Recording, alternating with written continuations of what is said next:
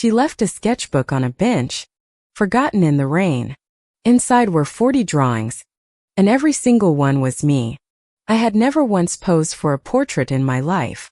For months, someone had been watching me from a park bench, silent. Then, without any warning, she disappeared without a trace. A gallery invitation arrived weeks later, bearing my own painted face. That night, I finally learned exactly who had been watching me. My name is Maya Whitfield, 26, a graphic designer living in Chicago, chasing deadlines and coffee refills in a life I thought was ordinary and safe. I spent my lunch breaks in Lincoln Park with a sketchbook of my own tucked under my arm, never once suspecting that someone else was sketching me back. It was a Tuesday in April when I found the leather-bound sketchbook abandoned on my usual bench, soaked at the edges, forgotten by whoever had been sitting there.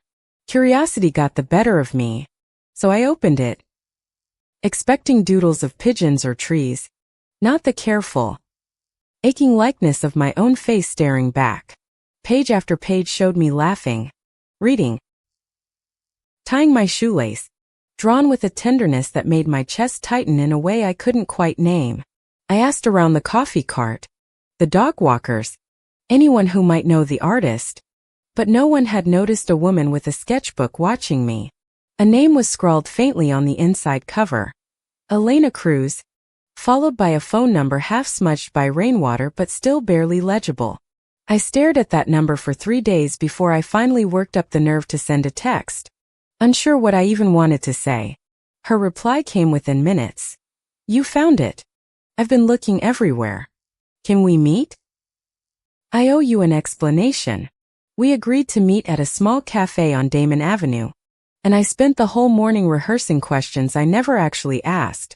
She walked in wearing paint-stained jeans, dark curls pulled back, and the moment she saw me, her face went pale with embarrassment and relief. "I know this looks strange," she said, sliding into the seat across from me, hands trembling slightly around her coffee cup. "I'm not a stalker. Promise. I'm an art student.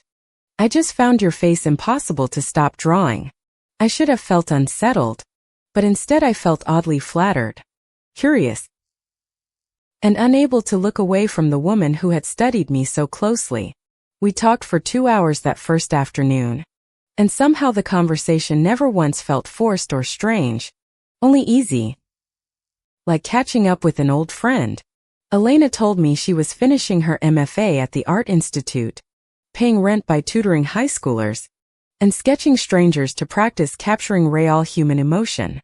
"Most people pose for me," she admitted, "but you never did. You just lived. And that's rarer than you'd think." I laughed it off. But that night I found myself scrolling through her public portfolio online, studying every drawing like it held a secret message. We started meeting at the park on purpose after that. No longer strangers, sharing sandwiches on the same bench where she used to hide behind her sketchbook. She showed me how to really look at things. The way light bent through the elm trees, the specific blue of Lake Michigan before a storm.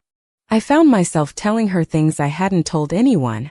About my father's death, my mother's expectations, the quiet loneliness I carried under all my routines. Elena listened without trying to fix anything, just nodded and let silence sit between us, which somehow felt more comforting than any advice ever had. One evening she mentioned, almost carelessly, that she'd once had a girlfriend back in college, and watched my face carefully for a reaction. I didn't flinch, and something in her shoulders visibly relaxed, as if she'd been bracing for rejection she'd learned to expect from people like me. "Does that bother you?" she asked quietly, and I surprised myself by answering honestly, "No, it doesn't bother me at all." That conversation cracked something open in me, a question I'd never let myself ask before about why my chest tightened whenever Elena smiled. I dated men my whole adult life, comfortable and unremarkable relationships that never once made me feel the way one glance from Elena did. I told myself it was just friendship, that admiration wasn't the same as attraction, even as I found excuses to text her every single day. Elena never pushed, Never assumed. Just kept showing up. Patient and steady. Letting me arrive at my own conclusions in my own time. It was a rainy Thursday when she walked me home and, standing under my apartment awning, admitted she'd been drawing me long before we ever met. "I used to see you here almost every day," she said. "Something about the way you carried yourself made me want to remember it forever." I asked her why she never approached me sooner, and she laughed softly, saying she was terrified of ruining something she didn't even understand yet. Standing there in the rain, I finally understood too, and before I could second-guess myself, I closed the distance and kissed her. She kissed me back like she'd been waiting for permission her whole life, careful at first, then certain. Her hand warm against my jaw. We stood under that awning until the rain stopped, neither of us speaking, both of us grinning like teenagers who'd gotten away with something wonderful. That night I lay awake replaying every moment, terrified and thrilled in equal measure, wondering how something so simple could feel so enormous. The days that followed felt lit from within. Ordinary errands transformed into small adventures whenever Elena was beside me, laughing at things only we understood. She introduced me to her friends from the art program, a loud, kind, unapologetic group who welcomed me instantly. No explanations required. I noticed how differently I felt around them. Unguarded. Like I didn't have to perform a version of myself that made other people comfortable. Elena took me to galleries I'd never have visited alone, taught me to see brushstrokes as decisions, colors as arguments the artist was making. In return, I taught her the quiet satisfaction of good typography, of a layout finally clicking into place, and she listened like it mattered. We spent a Sunday cooking together in my tiny kitchen, flour on our hands, laughing so hard at a burnt pan of cornbread that neighbors knocked. I realized I'd never laughed that easily with anyone before, that Elena made ordinary moments feel like they were worth remembering on purpose. One night, curled on her couch, she pulled out an old sketchbook from years earlier and told me there was something she needed to show me. Buried in the middle pages was a drawing of a young woman, maybe 19, standing beside a casket, her face hollow with grief. "That's from 6 years ago," Elena said quietly. "I was at my cousin's funeral. You were there too." I never forgot your face. My breath caught, because I remembered that day. My father's funeral. The stranger sitting 3 rows back who I'd assumed was simply another mourner. "You've been drawing me since before we ever spoke a single word," I whispered, stunned that our paths had crossed once already, unnoticed. Elena admitted she hadn't recognized me at first in the park, only later. Going through old sketchbooks, realizing the coincidence that had brought us back together. It felt less like chance and more like fate had been quietly rearranging our lives long before either of us understood what was happening. I should have told my mother about Elena that week, but something held me back. A fear I wasn't ready to name out loud yet. My mother, Patricia, had rebuilt her entire identity around family expectations since my father's death, and I dreaded disappointing the one parent I had left. I kept Elena separate from that world for now, telling myself I just needed more time before introducing something so new and fragile. Elena never complained about the secrecy, though I sometimes caught a flicker of hurt cross her face when I hesitated to hold her hand outside. "I'm not asking you to announce it to the world," she said one evening. "I just don't want to feel like a secret forever." I promised her it wasn't like that I just needed time, and she nodded, though I could tell the promise didn't fully settle her worry. Meanwhile, at Whitfield Design, the family firm my Uncle Frank ran since my father passed, I kept my personal life carefully compartmentalized from my professional one. Frank had strong, old-fashioned opinions about nearly everything, and I'd learned early to keep certain parts of myself out of the office entirely. My cousin Renata worked there too, sharp-eyed and observant, the kind of coworker who noticed things before anyone realized there was anything to notice. Though, for a while, none of that mattered, because Elena and I built a small, private world that felt untouchable, safe from everyone else's opinions.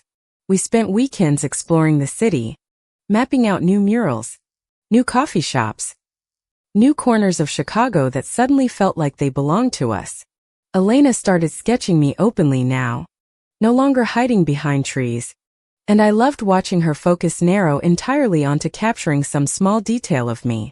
I began to believe, foolishly maybe, that whatever came next, we could handle it together.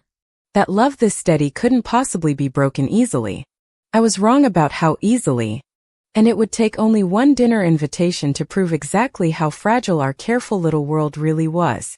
My mother called in early June, insisting I come to Sunday dinner, mentioning almost casually that she'd also invited Daniel, my ex-boyfriend from college. Daniel's family owned a rival design firm, and my mother had never quite let go of the idea that our two families merging made perfect sense. "He's asked about you," she said. "Just come, sweetheart." For me, it's been so long since this family felt whole. I went, mostly out of guilt, and spent the entire dinner deflecting my mother's not-so-subtle hints about Daniel's steady job and his obvious lingering affection. Daniel cornered me afterward on the porch, saying he still thought about our relationship, that he'd wait if I ever wanted to try again. I told him gently but firmly that I'd moved on, without mentioning who exactly I'd moved on with, and he nodded, though something in his eyes hardened. Driving home that night, I felt exhausted by the performance, by the weight of everyone's expectations pressing down on choices that were supposed to be mine. Elena noticed my quietness when I arrived at her apartment, and I finally told her about the dinner, about Daniel, about my mother's not-so-hidden hopes. "Do you want to be with him?" she asked carefully, and I answered without hesitation, "No. I want to be here, with you." But saying it out loud didn't make the pressure disappear. And over the following weeks my mother's calls about Daniel grew more frequent, more insistent. She started mentioning wedding venues, joking but not joking about grandchildren, unaware that every comment landed like a small stone dropped into my growing anxiety. At work, Uncle Frank announced a potential merger with Daniel's firm, framing it as a business opportunity that conveniently aligned with my mother's matchmaking. "It would be good for the family," Frank said in a meeting, looking directly at me. "On every level. If you understand what I mean." I understood exactly what he meant, and the weight of that unspoken expectation sat heavy in my stomach for the rest of the day. Elena and I fought for the first time that same week. Not loudly, but with the kind of tension that comes from unspoken fear. "You disappear every time your family calls," she said. "I feel like I only get the parts of you that are left over." I snapped back that she didn't understand the pressure I was under, and immediately regretted it when I saw hurt flash across her face. We didn't speak for 2 days after that, the longest silence we'd ever had, and I hated every minute of the distance between us. It was Elena who finally texted first. "I don't want to lose this over pride. Can we talk properly? In person? Tonight?"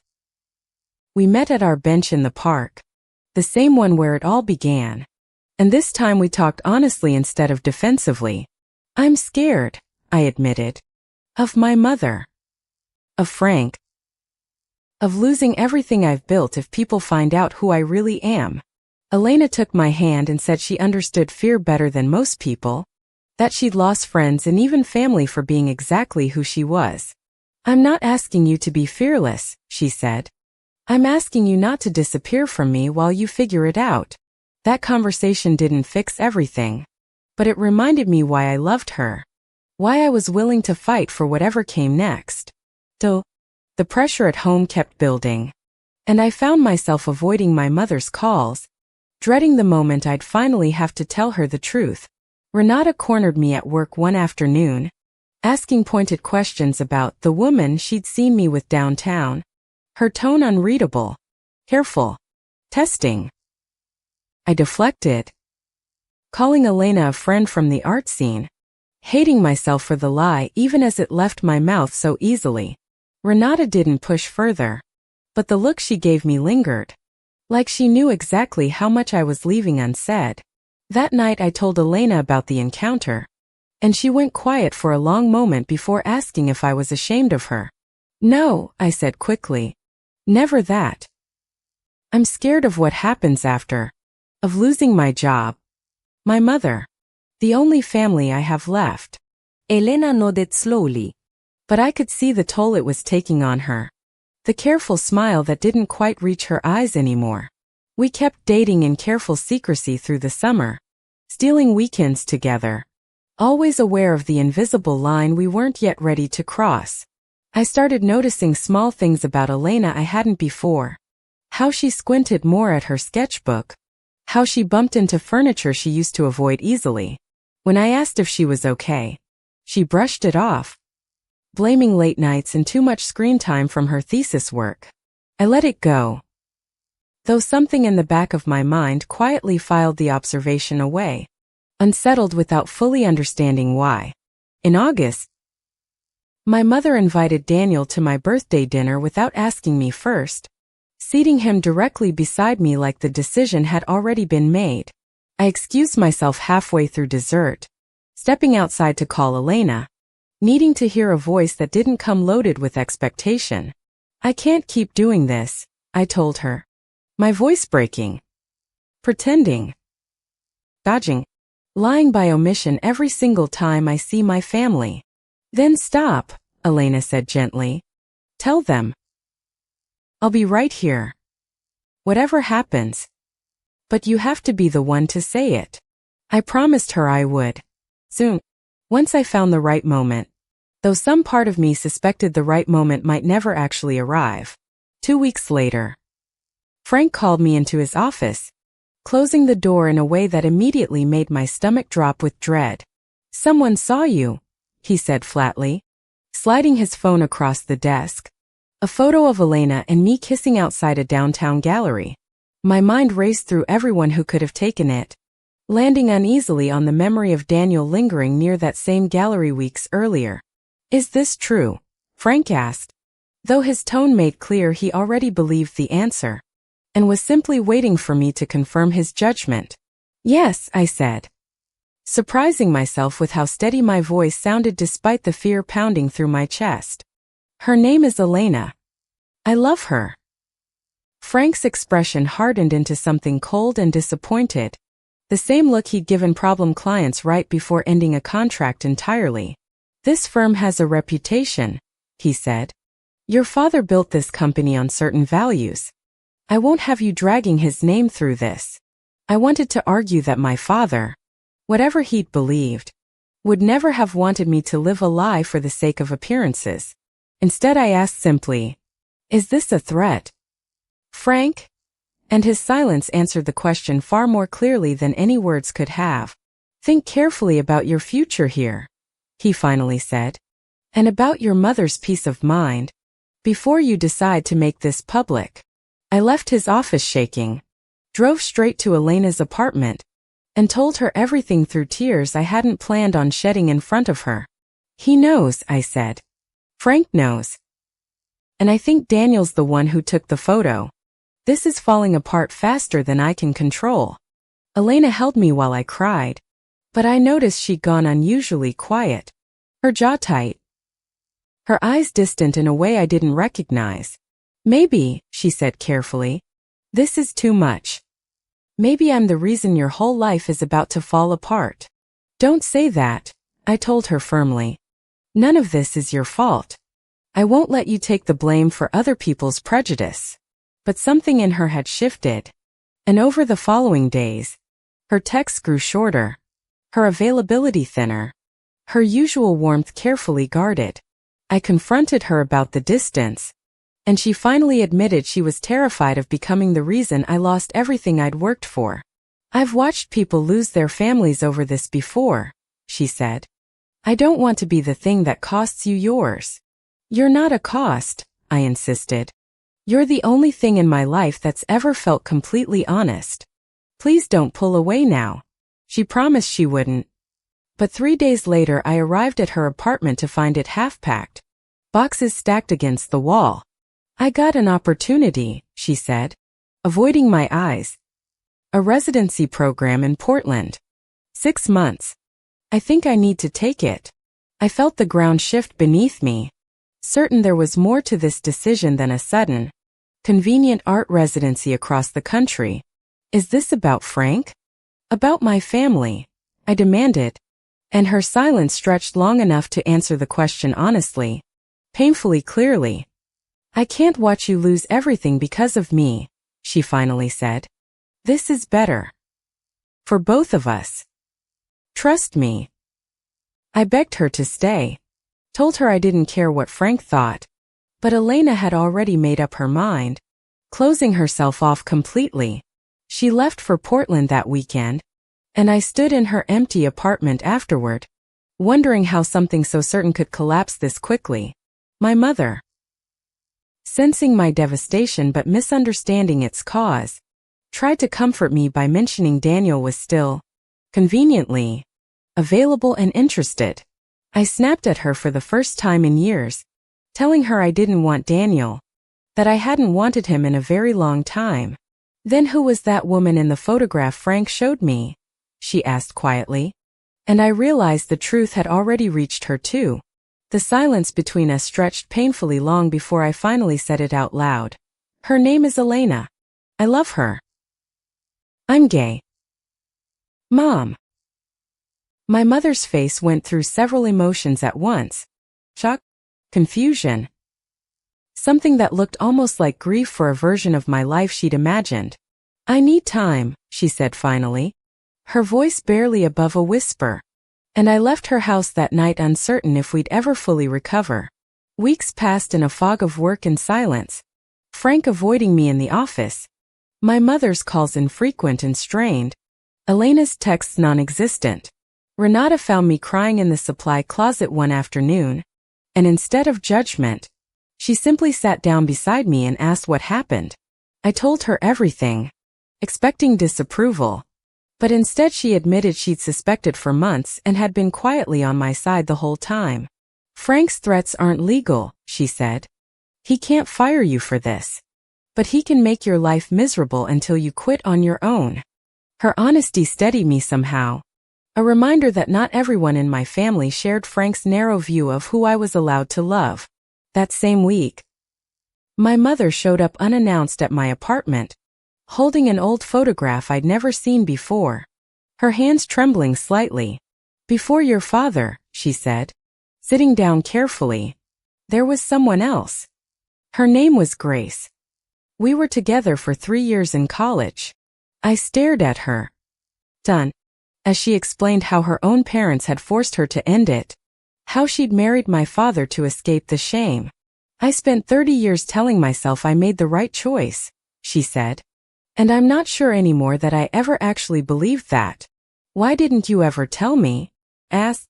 And she admitted she'd buried that part of herself so deeply she'd almost forgotten it existed. I don't want you to bury anything, she said, reaching for my hand. I don't want you to spend 30 years wondering what if. It wasn't a perfect reconciliation, but it cracked something open between us.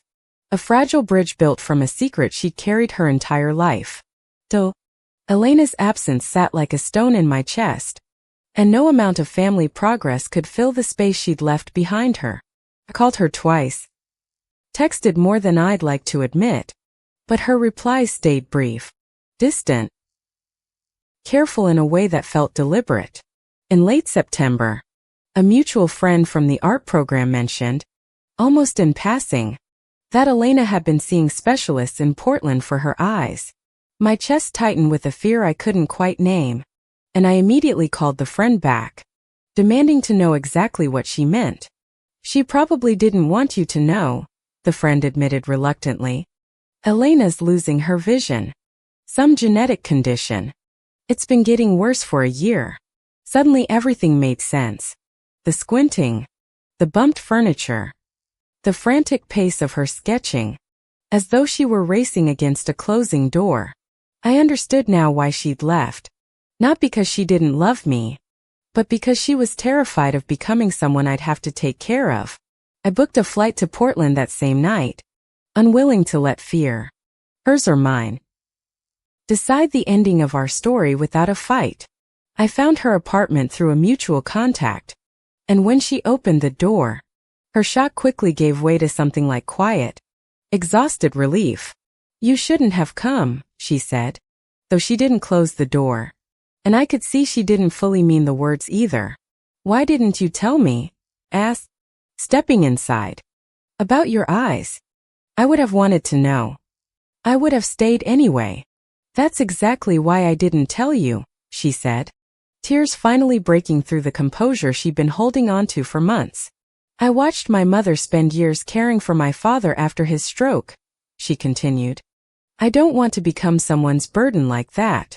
You're not a burden, I said firmly. You're the person who taught me to actually see my own life. Let me choose you anyway. We sat together for hours that night, finally talking honestly about fear, about pride, about the futures we'd both been too scared to imagine out loud. Elena admitted her residency had been a way to hide, to grieve her vision privately before it became something everyone else had opinions about. There's a program, she said quietly. Experimental treatment that could slow the progression. I've been too afraid to even apply for it. Then we apply together, I said. And whatever happens after that, we face it together too. I'm not going anywhere this time. Before I flew home, Elena told me about a group show opening in Chicago that November, one that would include her earlier, more personal work. There are drawings of you in it, she admitted. The old ones. From before we even met properly. I never planned to show them. Show them, I told her. I'm done hiding pieces of my life to make other people comfortable. Let the whole world see us. She agreed. Cautiously. And we made plans for her to return to Chicago for the opening, though neither of us mentioned Frank or my job. Back home, Frank called me into his office again, sliding a document across the desk, a formal warning about conduct unbecoming of the family name. Sign this, he said, agreeing to keep your personal life private, or we'll need to discuss your future at this company more seriously. I looked at the document for a long moment, thinking of Elena, of my mother's confession, of 30 years spent hiding an entire self. No, I said, sliding it back across the desk. I won't sign it. And if you want to fire me for who I love, go ahead. Frank's face reddened with anger, but before he could respond, my mother, who had been waiting outside, walked directly into the office uninvited. If you fire her, she said calmly, I'll pull my shares from this company. And I'll tell every client we have exactly why. Frank stared at her. Done. Clearly not expecting the one person he thought would stand quietly on his side to defend me instead. Patricia. Be reasonable, he started. But my mother cut him off. Her voice steady with a conviction I'd never heard from her before. I was reasonable for 30 years, she said. I watched my daughter almost disappear the way I did. That's over now. Frank. I stood frozen, watching my mother fight for me in a way I never expected. Tears burning behind my eyes as Frank's authority visibly crumbled. In the end, Frank backed down, muttering something about keeping things professional, but the threat of losing my job quietly dissolved that afternoon. Word spread through the office fast, and by the end of the week, Renata told me half the staff already knew and simply didn't care. Daniel, when I finally confronted him about the photograph, admitted he'd taken it out of jealousy, hoping it would push me back toward him. That's not love, I told him. That's control. I hope you figure out the difference before you hurt someone else the way you hurt me. He didn't apologize. Not really. But he never bothered me again. And something in me finally released a weight I hadn't realized I'd been carrying. November arrived faster than I expected. And the night of Elena's gallery opening, I stood outside the building, nervous in a way that surprised me.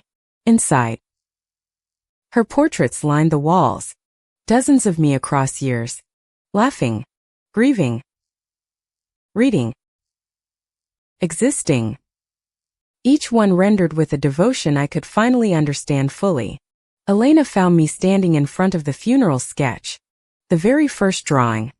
The beginning neither of us had recognized until much later. "I've been in love with capturing you," she said softly, long before I understood what that actually meant. "I'm glad I finally do now." Reporters from a local arts magazine circled the room, and one asked Elena directly about the woman featured in nearly every piece on display. Elena took my hand in front of everyone, cameras included, and said simply, "This is Maya. She's the reason I still believe in beautiful things." I kissed her right there, in front of strangers and cameras and everyone who might have once made us afraid to be seen together. My mother arrived halfway through the evening, standing quietly near the entrance, watching the whole scene with an expression I couldn't quite read at first. She walked over slowly, studied the funeral portrait for a long moment, then turned to Elena and said, "Thank you for seeing my daughter." It wasn't a grand speech, but it was more than I'd ever expected from her. And Elena's eyes filled with grateful, surprised tears. Frank never showed up that night, and I realized I no longer needed his approval to know exactly who I was and who I loved. Elena's treatment program accepted her application the following month, and though her vision remained fragile, the progression finally slowed enough to give us hope. I left Whitfield Design that winter, not from fear this time, but choice. Starting my own small studio with Renata as my first, loyal partner. My mother began attending PFL meetings quietly, telling me once that Grace, her college love, still lived somewhere in Ohio, and maybe she'd finally write her. Elena moved back to Chicago permanently that spring, and we found a small apartment near the same park where this entire story had begun. On our first anniversary, we sat on our old bench, and Elena pulled out a brand new sketchbook, asking if she could draw me, openly, forever. Looking back, I understood that love had been watching me long before I ever learned to watch it back. Patient, quiet, and unafraid.